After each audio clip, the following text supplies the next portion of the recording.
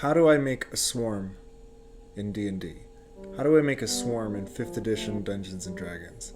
This is a question that I have seen people asking on the internet over and over again for years, and I have never seen a satisfying answer.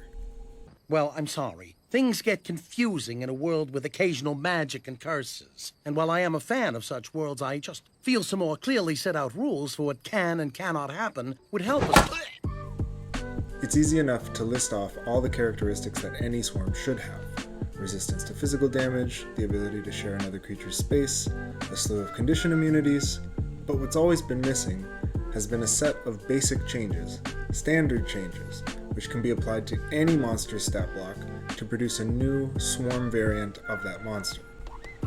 Swarms appear in books like the Monsters Manual and Mordenkainen's Tome, and this has given many players the impression that there must be some universal set of principles, perhaps unpublished, which explains the process of creating this type of creature. But unfortunately, it seems that such a thing does not exist. It seems certain secrets were set down in the ancient writings of Mephismo. I should dust in here more often. Anyway, I've read it before. That's why I went ahead and made my own. By studying all of the official entries for tiny creatures in the core rules, and comparing them to existing swarm variants, I have come up with exactly what we all sought, a simple set of rules to transform any creature into a swarm of itself. I'm trying to keep this video a bit shorter than the last one, so I'm not going to spend my time talking about how it works. You can check it out for yourself by using the link in the description below. Instead, I'm going to jump right into discussing what not to do with these rules. Don't rattle the clams. It enrages me. This method is really good for one thing and one thing only. Turning the stat block of a tiny creature into a medium-sized swarm of itself. All of the swarms in the core rulebooks are medium-sized groups of tiny-sized creatures. Please do not use these rules to make swarms of creatures larger than tiny. I did provide guidelines for turning small and medium creatures into large and huge swarms, but 90% of the time I seriously recommend not doing it. Ha ha! See? Even the gods don't want you to do it. I get it. I do. You want to make a swarm of bullywugs, or a swarm of varghouls, or maybe like a swarm of dire gorillas or something. And that's exactly why I included the option to do that, because I do understand the valid reasons behind wanting to do it. Unfortunately for us, it doesn't really seem like the authors of 5th edition had any concise method behind creating swarm creatures. There doesn't seem to be any universal set of guidelines underlying each swarm's journey from individual to collective. The journey of 1,000 sausages begins with a single breakfast link. I had to step up and fill that gap myself, and I'm only human. So what I came up with was not universally applicable in every situation. And because of that, it really is up to you as DM exactly what the final product looks like. These rules only work, they only make sense in my opinion, with tiny creatures. So I thought I'd look into a couple of reasons why that is.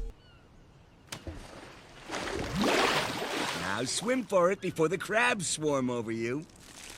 Oh no! Reason number 1. Swarms can't heal or gain temporary HP. For a swarm of tiny insects, this makes sense only because each individual insect has only like 1 or 2 points of HP at absolute maximum, and probably dies instantly when taking damage. It's a bit harder to justify why a swarm of halflings or other sophisticated, larger creatures can't heal or gain temporary HP just because they're in a big gang. It doesn't make rational sense, and it also doesn't make sense within the mechanics of play. The second reason is that swarms can occupy other creatures' spaces. Normally, medium-sized creatures need roughly 5 cubic feet of space to stand and fight comfortably. But a medium-sized swarm of tiny creatures could easily fill the rest of the volume in that cube. We run into a few problems when trying to explain how a swarm of small creatures, like halflings, is able to occupy the same space as a medium-sized creature when a single halfling could not.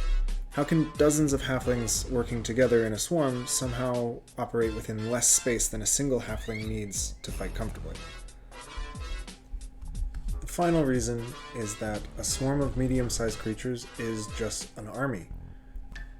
Big groups of tiny creatures make sense as swarms. Big groups of larger creatures are better suited to the mob combat rules found on page 250 of the Dungeon Master's Guide. You suck! All right, settle down now. You've had your fun. I'm asking you very gently for a little decorum in the theater. Please, I beg you. Show us your teeth!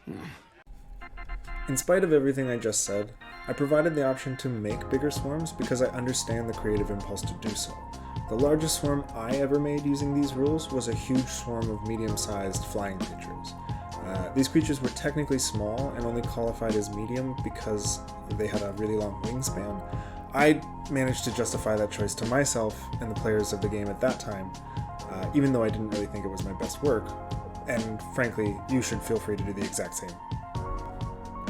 I think we all come to DMing out of a desire to explore some kind of creative impulse, and there's no need to worry about whether that impulse is good enough for somebody else, as long as it's good enough for us and the people we choose to invite to play.